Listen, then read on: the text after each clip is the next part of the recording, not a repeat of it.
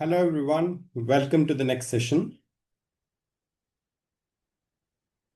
So we are starting our course and where I'll be talking about a few introductions.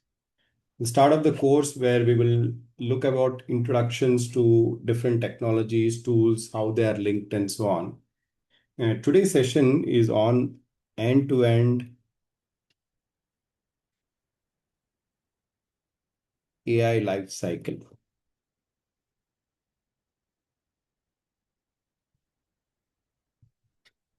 And this particular session will help us to understand what are the different tools which are involved, how they are linked, and it will also provide us an insight on which types of job roles are available, how do we need to tackle those kind of job roles. So these are all the different things we will be learning in today's session. If you have any questions, please put them in the chat window so that it doesn't break the tempo of the class. I will look at the chat windows and respond to the questions as and when you have anything. All right. So first things first, in today's session, what I wanted to do is I want you to take yourself almost 20-25 years back. If you are very young, you're just born in during that time, then probably this is a time when the early internet came around 2000, 2005. So that time frame, we're looking at that time frame and then trying to understand from then how the data has evolved, data analysis has evolved, and how we are doing current different data related uh, processing, because that becomes the backbone of AI. So I want to take you guys like 25 years back and just imagine a company. Let us imagine a bank. So there is a bank. I call it as an ABC bank.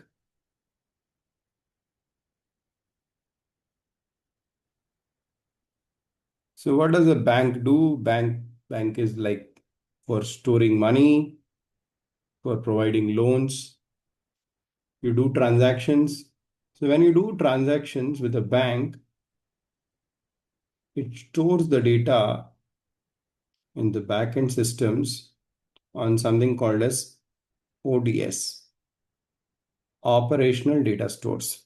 So whenever you're doing transactions, you go to a teller or cashier and then you deposit money, withdraw money. So you do all those transactions when you're depositing money, withdrawing money, when you're opening a fixed deposit, when you're applying for a loan, all those things becomes transactions. Those transactions for the bank typically get stored in operational data stores.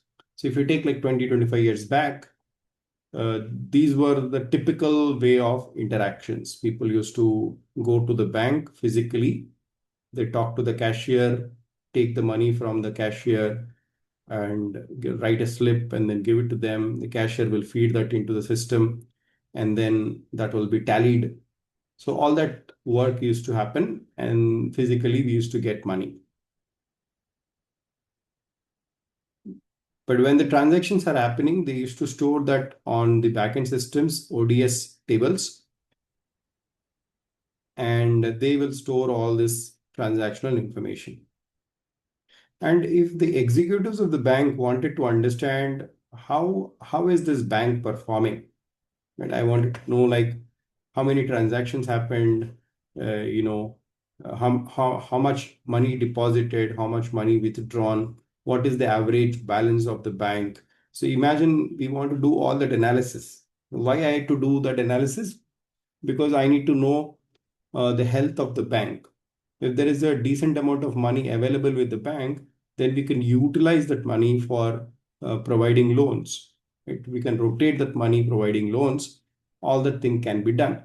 So that's the reason we need to understand how is the working of the bank, how many people are depositing, how many people are withdrawing, what is the average balance with the bank, frequent withdrawal rate, and all that stuff. For doing that, the bank employs somebody called as the data analyst. So back in those days, a purpose of the data analyst is to write some queries on the operational data stores. Typically, these operational data stores are backed up with RDBMS databases. RDBMSs are nothing but relational database management systems. The Oracle tables, MySQL tables, Postgres tables, whatever tables, the SQL tables, whatever we are knowing, they are the ones which are backing this information. And the purpose of data analyst is to write SQL queries.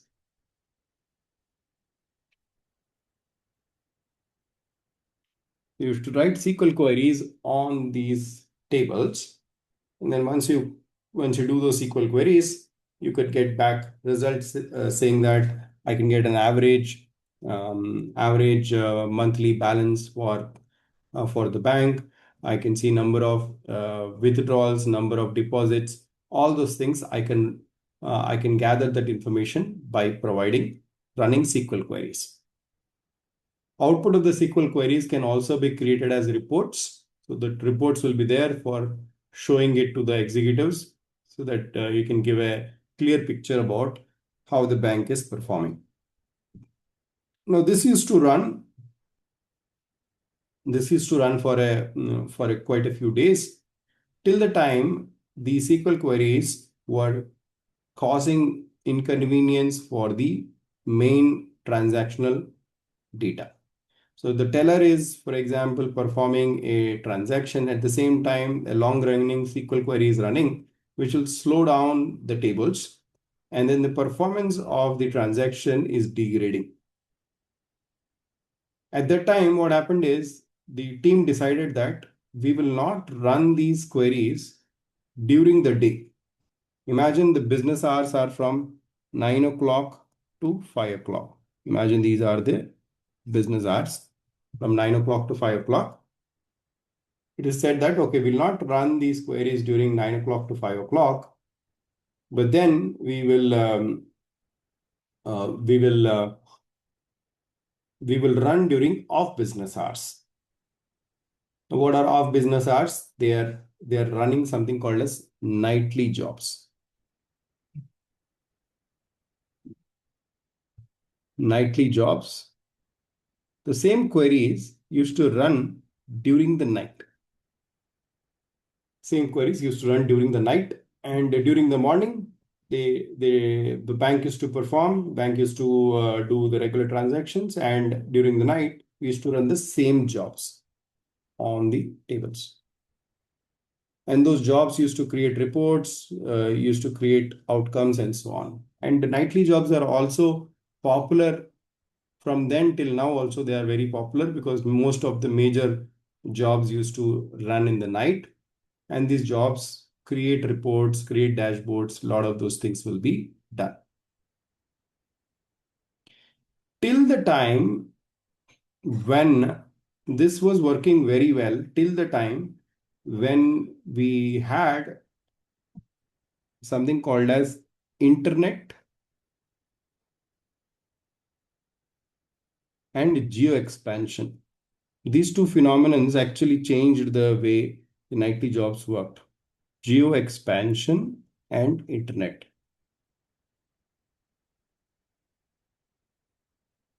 So what did internet and geo expansion did? For example, internet, we know in early 2000, 2005, we see a lot of internet adoption happened.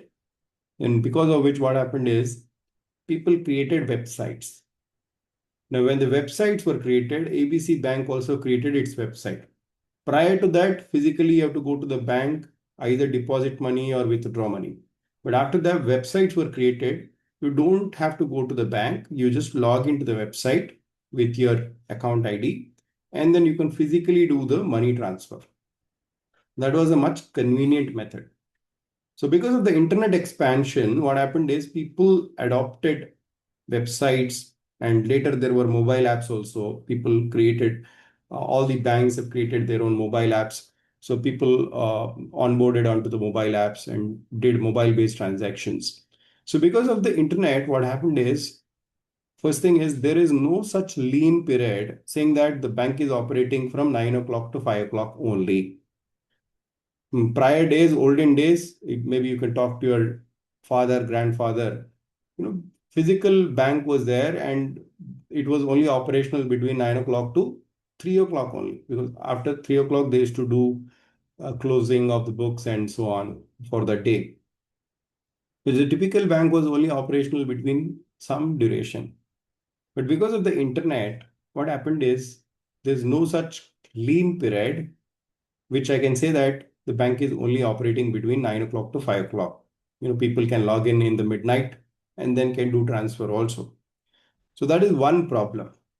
The second problem is geographical expansion. What is a geographical expansion? A company in one geography has also opened their branches in other geography.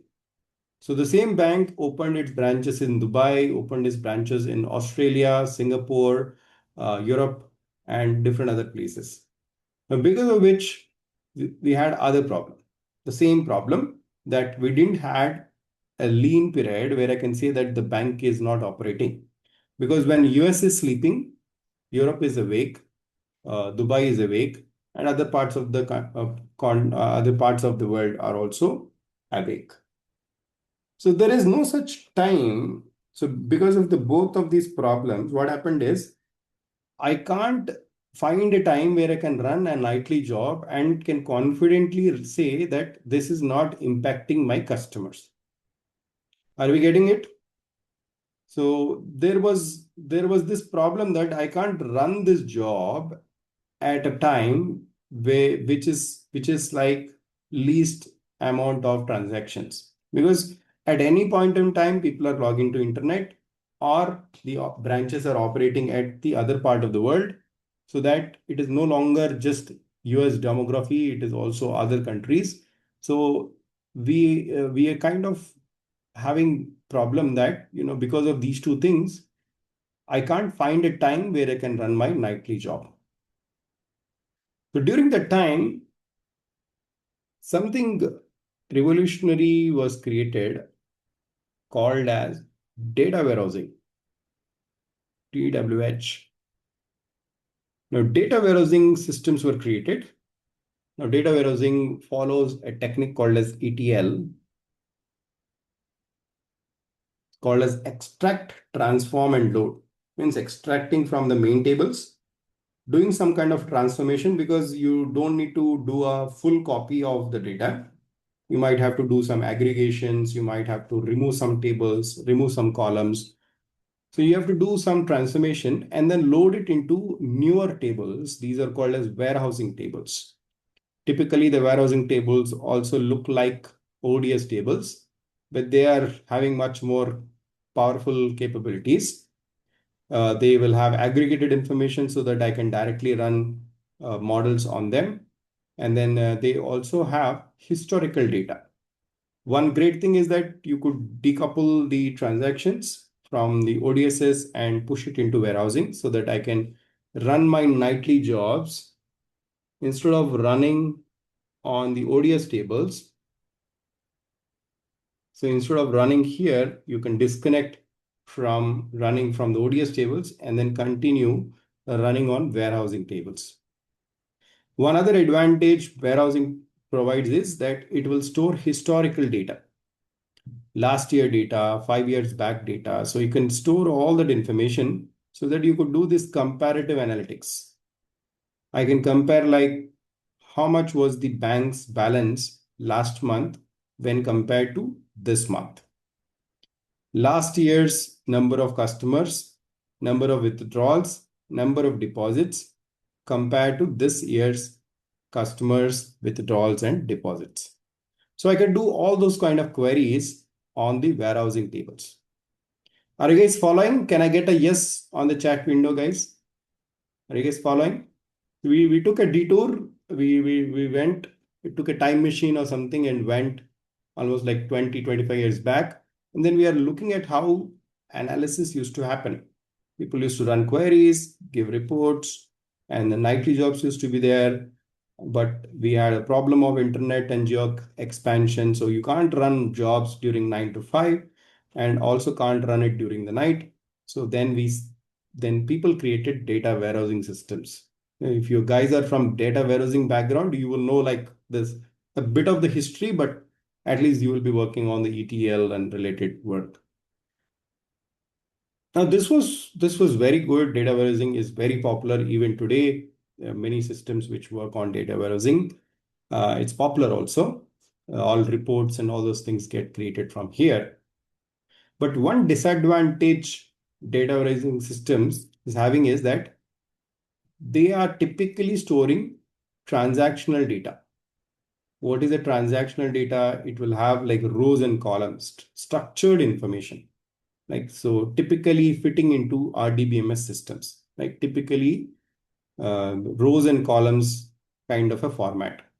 First column is an integer, second column is a string, third column is a floating point number. So you have some kind of a nice structure, and the data warehousing can store that kind of structured information. But in early 2010, 2012, let me change the color. So in the early 2010, 2012, what happened is, apart from the structured information, you've got a plethora of information which is getting stored. For example, there were video information.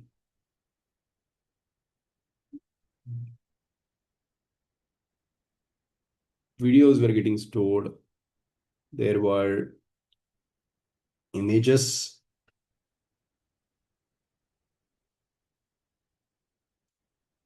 Images, if I draw like two mountains and a sun and a lake, images were there. Then we have log information.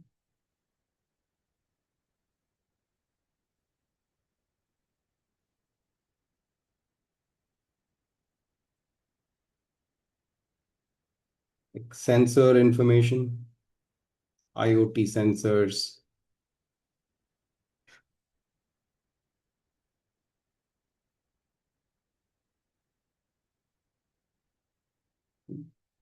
textual data.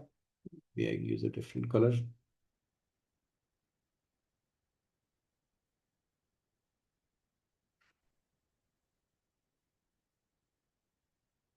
Right. So what happened is, apart from structured data, we also got requirement to store unstructured data. There can be scans of checks. There can be call recordings. There can be voice recordings. There's system logs, operational logs, and different internet sensors and all that stuff. So all that information needed to be stored. And that's where data lakes were created. Right? So data lakes were initially started with Hadoop systems. And then thanks to cloud computing, we have AWS, GCP, or Azure. So because of these cloud systems, now we are able to store a large volume of unstructured data. So how things changed, because warehousing was good for analysis, but it is storing only structured information. And there was a critical need for storing unstructured information also. And then people started using data lakes, which are, we can call it as data marts, data lakes, and different other names are there. But typically the concept is that, you need some storage where it can store structured data as well as unstructured data in one single place so that we can do analysis on that. Now, this work which is done by something called as data engineer.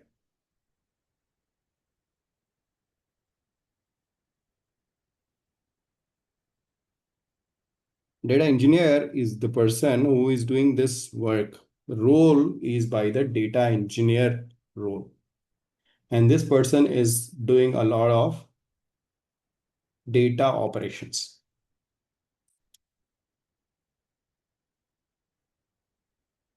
Once the data is stored, the next steps are how do we analyze this data? First way of analyzing is creating some kind of visualizations. So you could do a data visualization.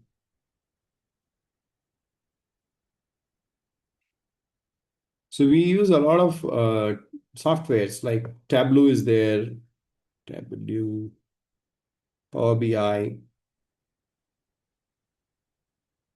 right? Python you can use. So Tableau, Power BI, Python, likewise uh,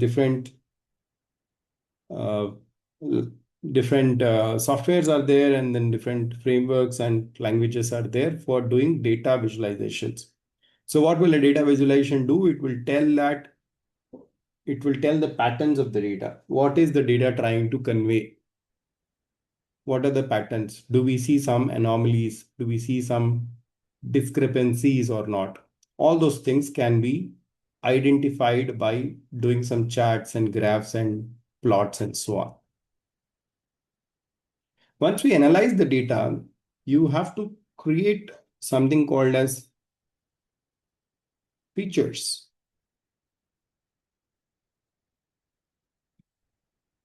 Features or feature engineering, we call it.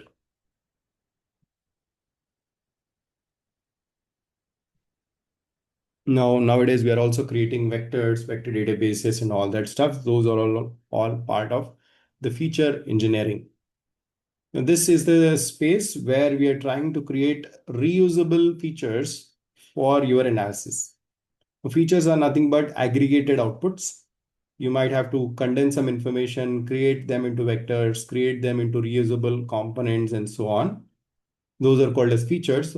So before sending your data to the models, you need to create those aggregated outputs so that you can feed the data to the models. Once we create the features, then comes the central piece. I call it as modeling.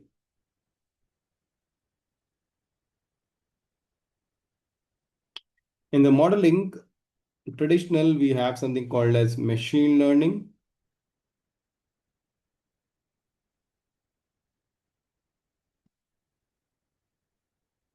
Where you use some typical models.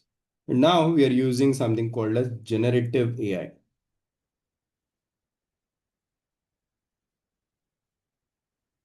We also have agentic AI.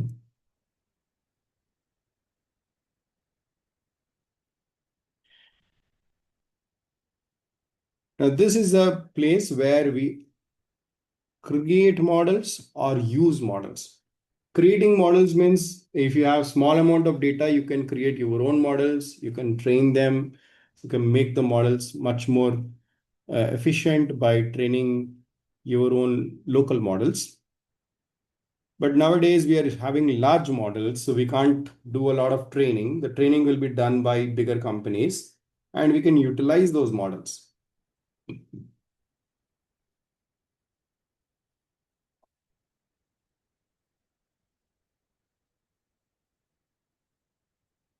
So the modeling is a technique in which we either create models or utilize models for doing our predictions. Now you could do predictions, you could do generation, you could do conversation, create chatbots. A lot of possibilities are there.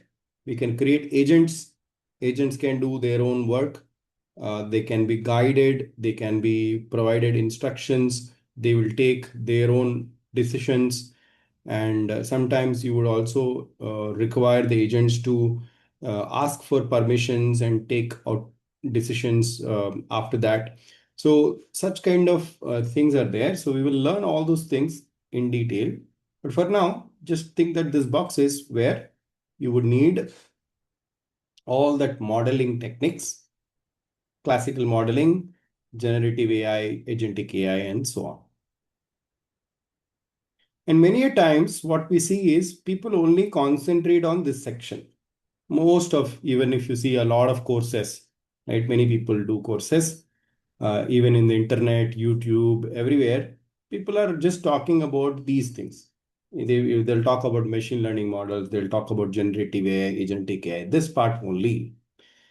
But this is one part of the equation. As you're seeing, this is one part of the equation. People who work in this particular space, their job roles are either called as data scientist,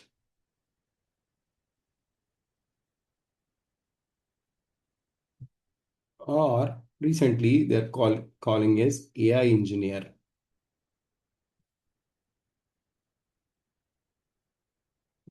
or forward,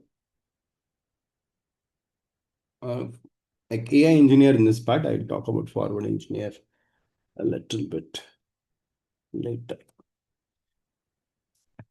So these job roles are data scientist or AI engineer. But this is not enough. We need to deploy these models into production. And there is important phase, which is called as deployments. So when you're deploying these models, physical models or applications of these models, there are two typical methods. One is batch, and the second one is online. The way of deployments. Batch is like you're running a batch job, and that can run in some cloud. So you run it on AWS cloud, and you're running a batch job. And this batch job gets triggered at a certain time, say like 9 a.m., 9 p.m. EST.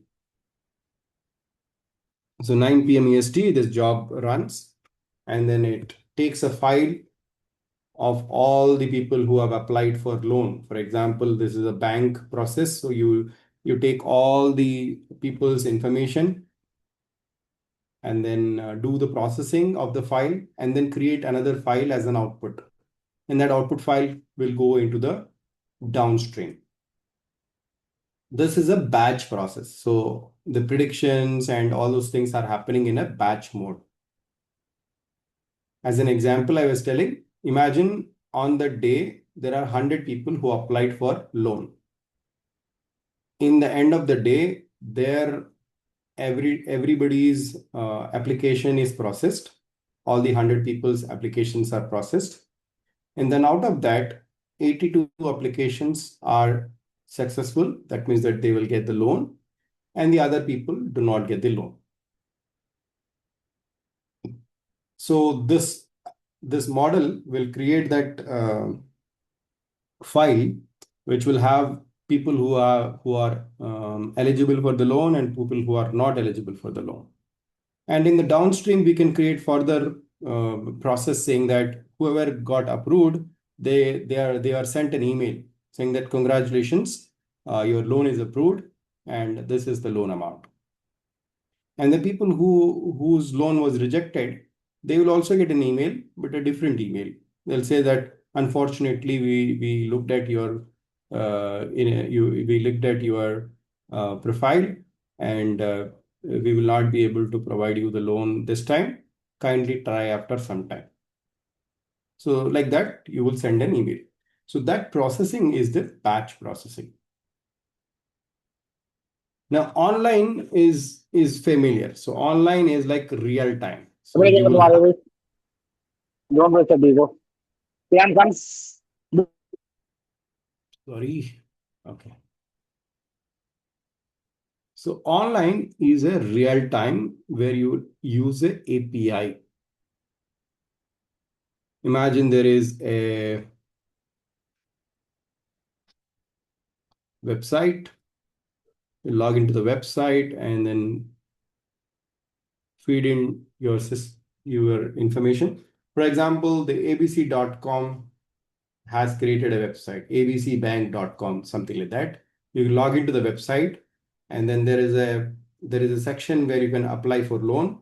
So you click on that apply for loan and you fill in all the details. It will ask you your name, your mobile number, your account number, your bank balance, your liabilities, and different questions are there. You fill all these questions and then say apply. When you hit apply, that will call an API in the backend. It will call the real-time model and then give you the prediction. This is called as an online mode, or it is also called as a REST-based API-based access. Right? So you're doing an API-based access for calling the model and getting the results. So typically these models will be using one of these deployments. You do a batch deployment or an online deployment and you will get the final output. This is typically done by machine learning engineer.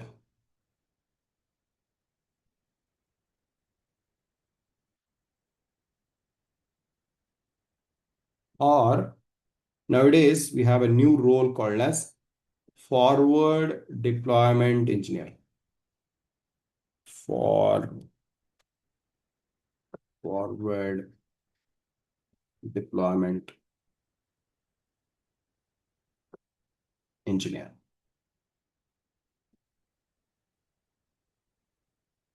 So these are the roles which are responsible for deploying your models into production.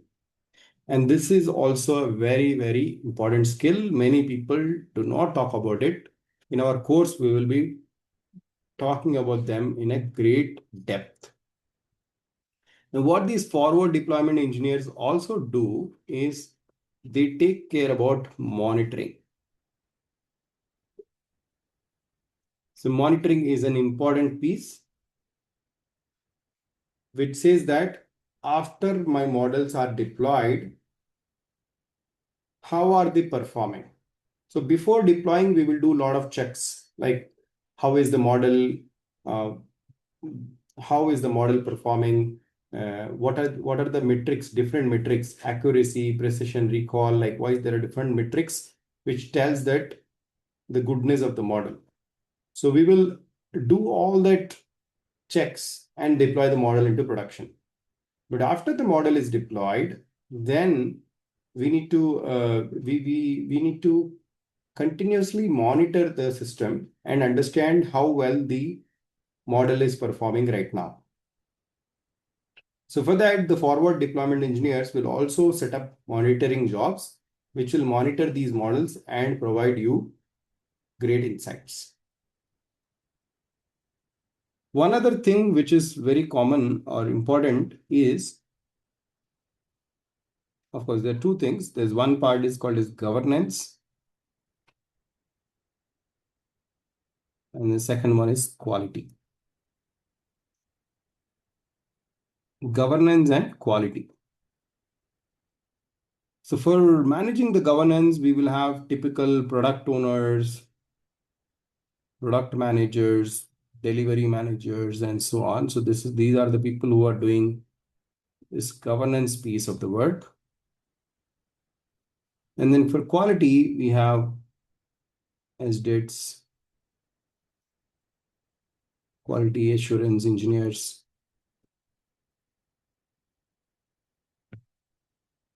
and these people. These are other set of rules.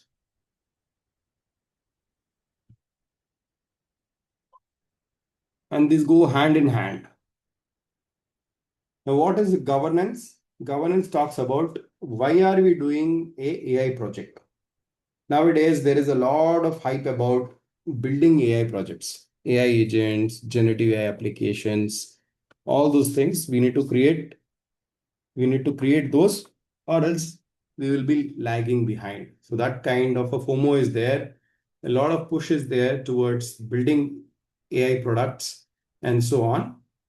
But if you don't properly plan it, you will end up spending a lot of money. That will be for waste.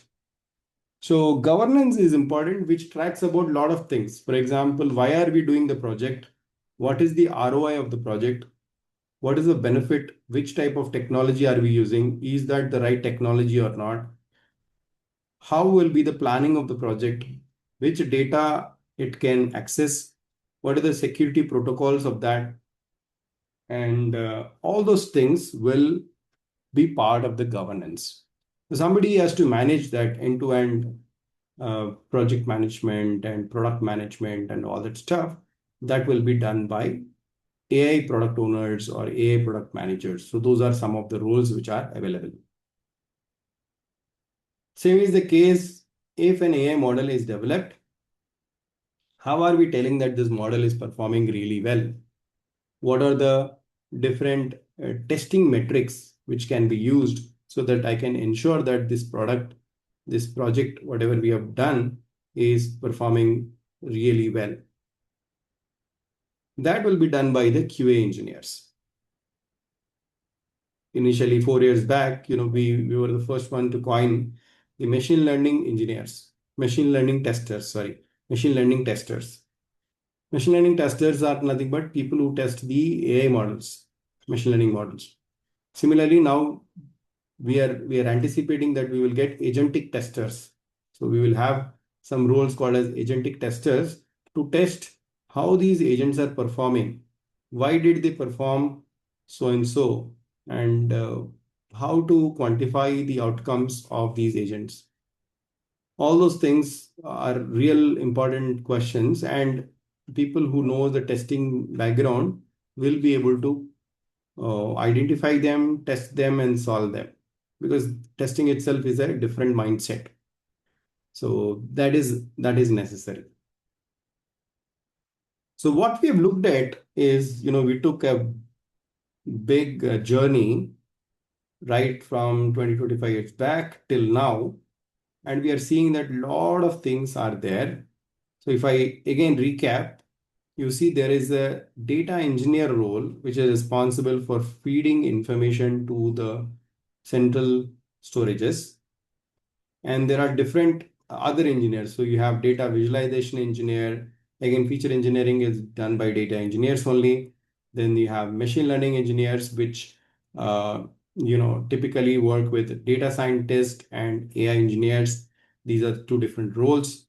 And then we saw that forward deployment engineers are there who are responsible for doing deployments, monitoring, and so on.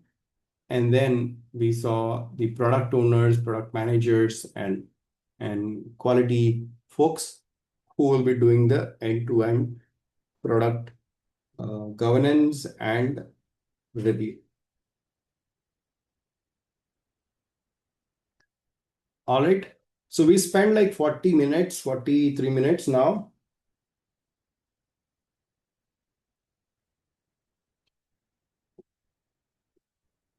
Do you have any questions on what we discussed today?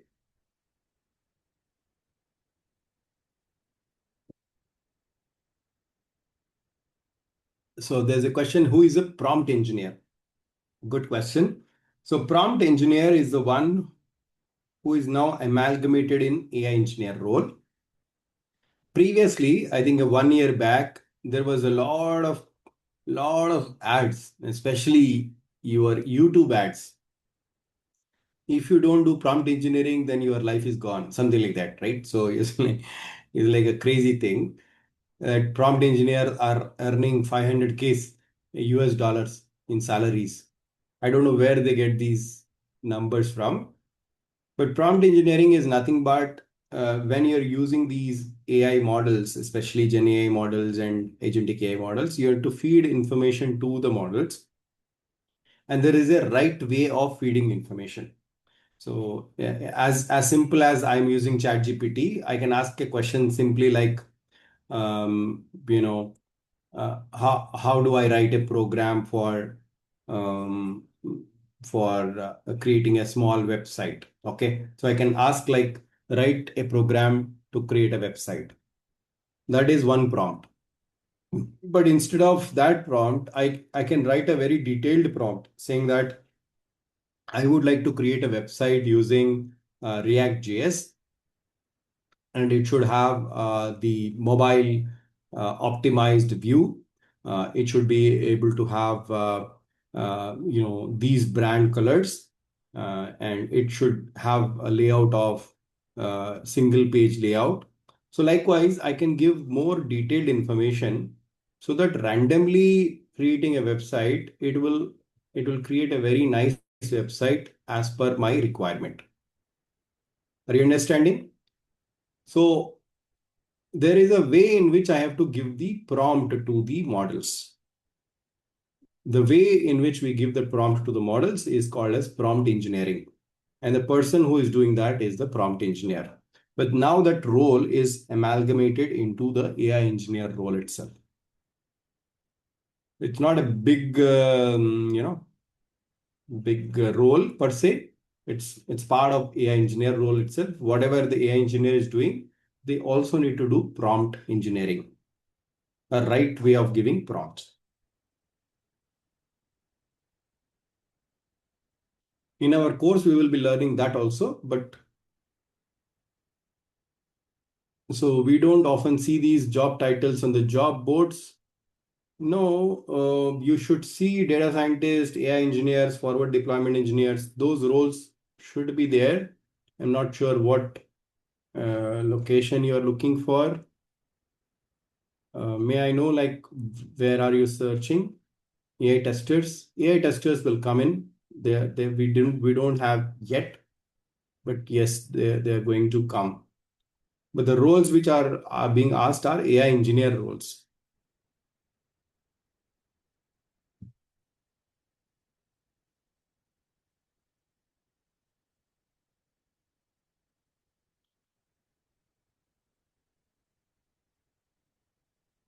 MLOps roles are there. Yes, MLOps are like machine learning operations, these roles.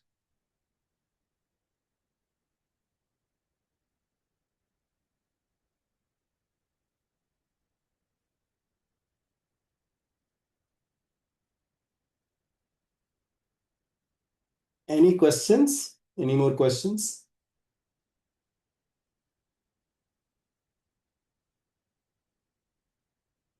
So what we did today is we covered the entire breadth of the technology landscape. We saw the end-to-end life cycle and identified importantly different roles and which people have to take what type of roles. Now this is important. Like somebody who is already from a QA background, it is easy for them to become a QA AI tester and then eventually go into the AI engineering role. Somebody who is from a development background, they can become directly an AI engineer or a data scientist. Somebody who is from DevOps background, they should focus on forward deployment engineer because it will have deployments and other kind of requirements and that are there. So depending upon what is the previous experience, somebody from ETL background, data background, so their entry points will be data engineer, right? Because it will be very easy for them to become a data engineer and eventually become a AI engineer. So what I'm telling here is there is no hard and fast answer, but there are essential these roles which are there for performing a lot of these tasks. And then those are the roles we have to take.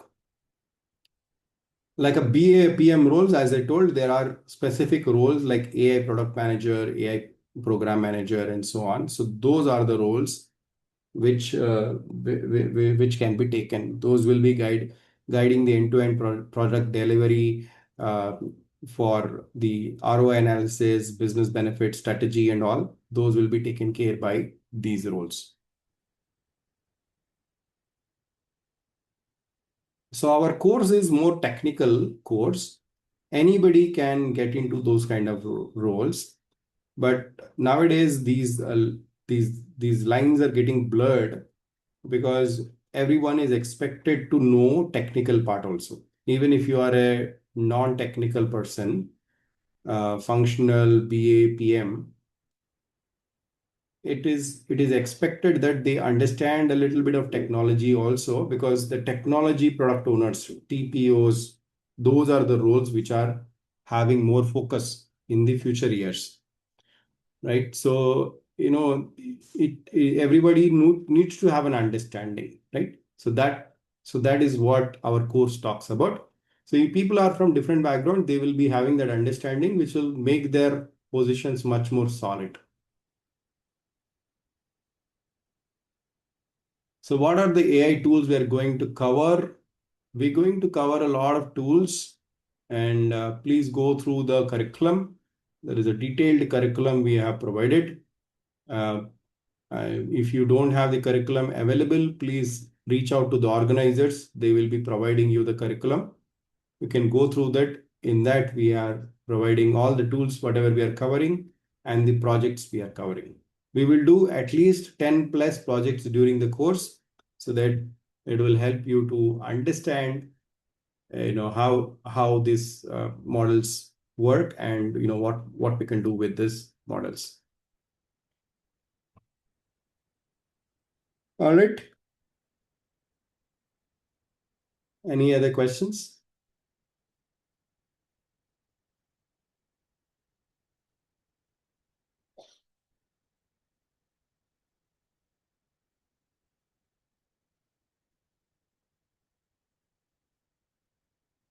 So is there a possibility of covering a cursor? While it is not part of the course, I can take some sessions, but a cursor is similar to Visual Studio Code. It's a fork from Visual Studio Code, and that's what it is.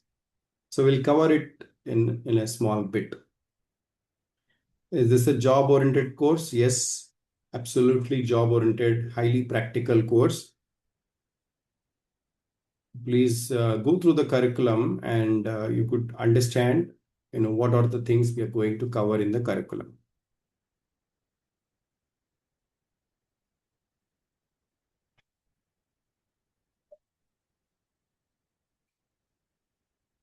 All right. All right then. So we will have another session tomorrow. I'm not available on 3rd July. I think if you are in US, there is a long weekend also coming in, the 4th of the July weekend. So I'm not taking session on my Friday, 3rd July. I'm traveling. So we'll have another session tomorrow. We'll have something like basics of generative AI and so on. So today and tomorrow, we will cover little basics, and we will start full-fledged from 6th of July, Monday my time, 6th of July. If you are in US, then it will be your 5th night.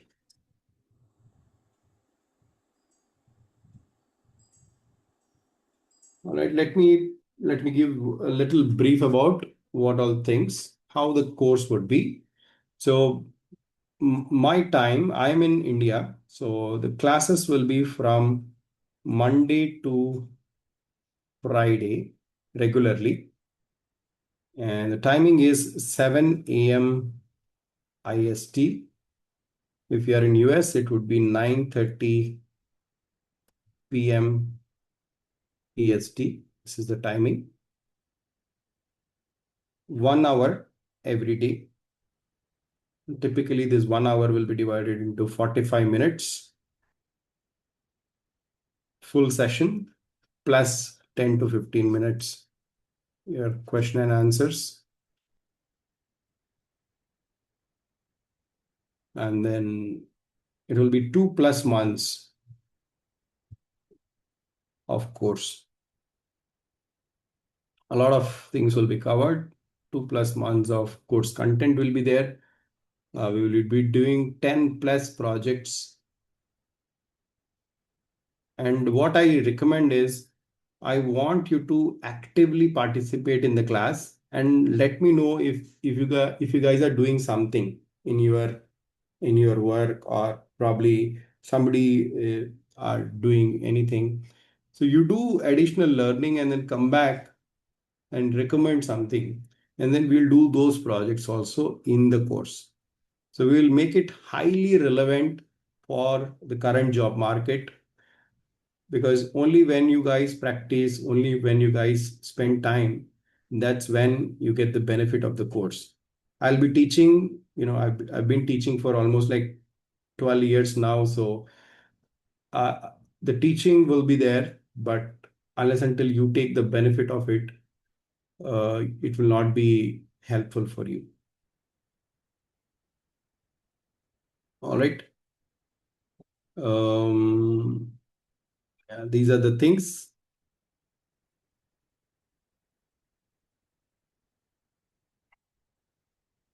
All right, so we'll have a session tomorrow. We'll have a session tomorrow on my Thursday. Friday will not have a session. Next session we'll have it on 6th. All right. Till then, take care. Have a nice day, guys. I'll talk to you tomorrow, same time.